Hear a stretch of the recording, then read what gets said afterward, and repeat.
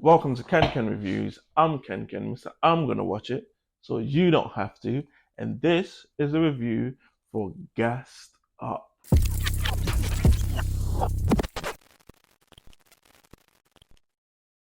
Bands.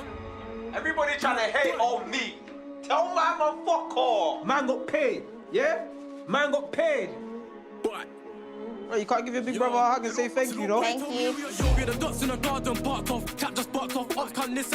You treat this like a job, you can have anything that you want. Do you want this kind of money in your hand? Hey, Sparks, come on stage, my bro. Make some noise! It's Sparks, you don't want to see flames. Too gassed up when we enter the place. It's a fucking robbery. I gotta get paid. Ash, who's trying to earn money to raise his 14-year-old sister and send his mother to rehab, gets caught up with an organized crime led by a young, charismatic Albanian immigrant. We witness their rise from petty crimes to organized heists. In the midst of all of this, we're engulfed in some high-octane drama which delivers on the feels. It's a very young and fresh cast with a lot of familiar and talented faces. Stephen Odubola, Mr. Blue Story himself, heads the cast as Ash. Now he gives a driving performance, giving us layers and layers of character as he journeys through this crime world. Taz Skylar and Craig Middleburg play Dubs and Roach, almost polar opposites of each other. Dubs being the calm-headed guy with a plan, and Roach being the free-roaming hothead. They complement each other. Tobiah Jowett and Mohammed Mansoureh are Mole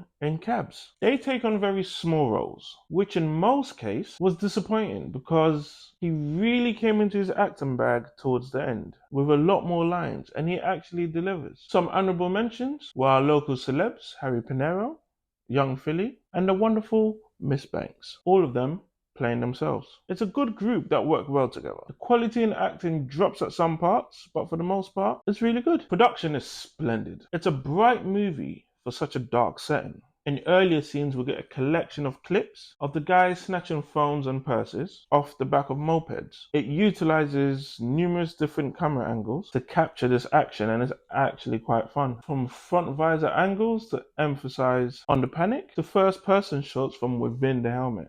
It all helps to encapsulate the crazy measures being taken here, as Ash drifts in and out of his imagination and the real world. Cinematography does well to showcase the difference. It's really well done. The soundtrack is true to its source, very urban, with the likes of George, Little Sykes, and many more, and it's fitting to the setting. There's a lot going on here. So many boxes to open, and so many boxes left unopened. The movie explores Ash's positives and his negatives. A young man that simply wants to provide and support his family. He has a lovely relationship with his little sister, not so quite lovely with his mother, who's also a drug user. So we see this internal battle unfold, as he's also a man that's wanting for fame, aka a clout chaser. These are shown via these elaborate daydreams he tends to have. It's an interesting dynamic. Let me add though, Stephen brings his acting chops to the final third, and I must say, you see this wonder kid? He's gonna go far. As the story develops and our characters continue to grow in their professions, we get an insight to each of their backgrounds and why they do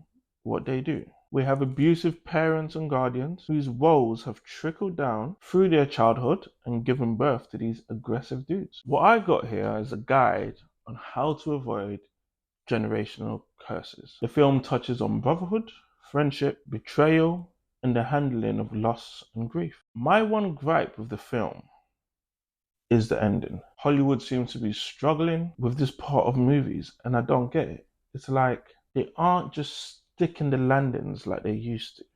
It's very abrupt, and I can't even say it leaves it open. And yeah, just they need to do better. Overall, it's a good watch. Not one I would say for the big screen, but definitely something I'll most likely indulge in again when it's on streaming, as there's nothing mind-blowing here, unfortunately. What part really gassed you up? What do you think happened to Shaz? Is there room for a sequel? Would this have been better as a series? Let me know your thoughts on the movie in the comments, and if you're enjoying these reviews, Please don't forget to subscribe. It takes less than a second. Click it.